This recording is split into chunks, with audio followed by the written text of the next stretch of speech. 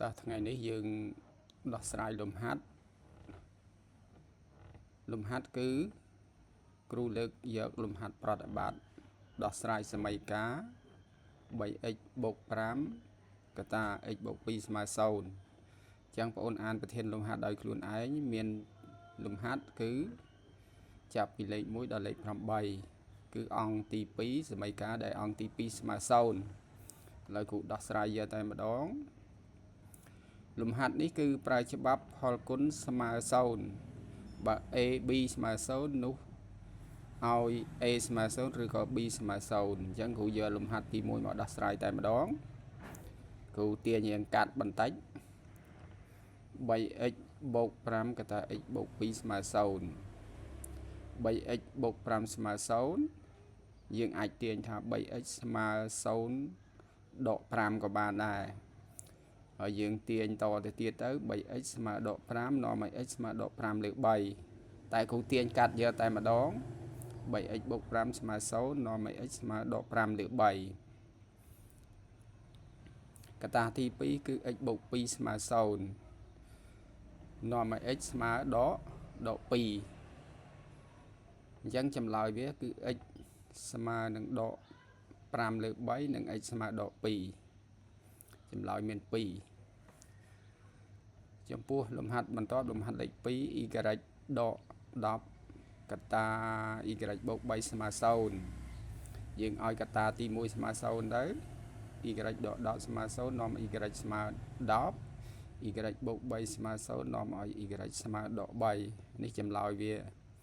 គឺ y ស្មើ10 ឬក៏ y ស្មើដក 3 ចំពោះលំហាត់លេខ3 5p ដក 2 កតា p បូក 3 ស្មើ 0 ណាសិតតែសមីការអង្គទី2ស្មើ 0 អញ្ចឹងយើងទាញមក5ឲ្យកតា 5p ដក 2 ស្មើ 0 នាំឲ្យ p ស្មើ 2 លើ 5 កតាទី2 p បូក 3 ស្មើ 0 នាំឲ្យ p ស្មើដក 3 ចម្លើយវាមាន2គឺ p ស្មើ 2 លើ 5 និង p ស្មើដក 3 ចំពោះលំហាត់ទី4 8z បូក 5 កតា 5z ដក 8 ស្មើ 0 អញ្ចឹងយើងអាចដោះស្រាយថា 8z បូក 5 ស្មើ 0 យើងឲ្យកតាទី1ស្មើ 0 នាំឲ្យ z ស្មើដក 5 លើ 8 មួយទៀត 5z ដក 8 ស្មើ 0 នាំឲ្យ z ស្មើនឹង 8 លើ 5 យើងហៅ z ក៏បានហៅ z ក៏បានដែរណាភាសាបារាំងគឺ z ភាសាអង់គ្លេសគឺអក្សរ z អញ្ចឹងចម្លើយវា z ស្មើ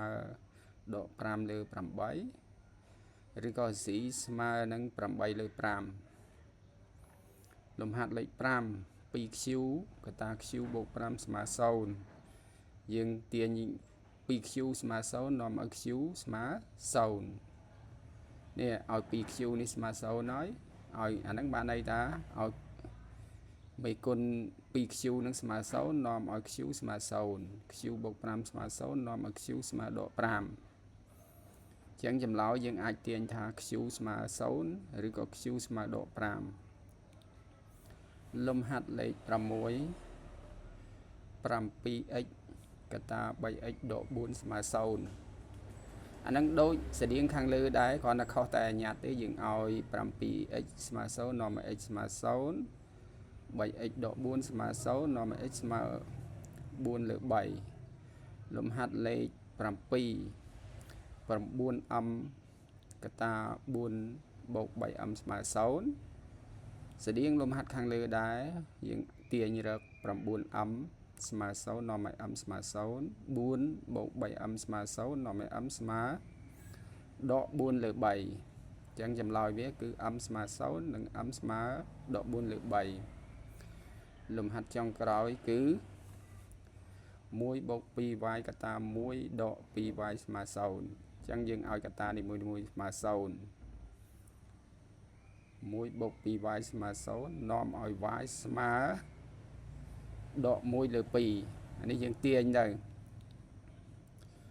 1 ដក 2y ស្មើ0នាំឲ្យ y ស្មើអី y ស្មើ1លើ2អញ្ចឹងចម្លើយវាគឺ y ស្មើដក1លើ2ឬក៏ y ស្មើ1លើ2លំហាត់លោកគ្រូថ្ងៃនេះមានតែប៉ុណ្ណឹង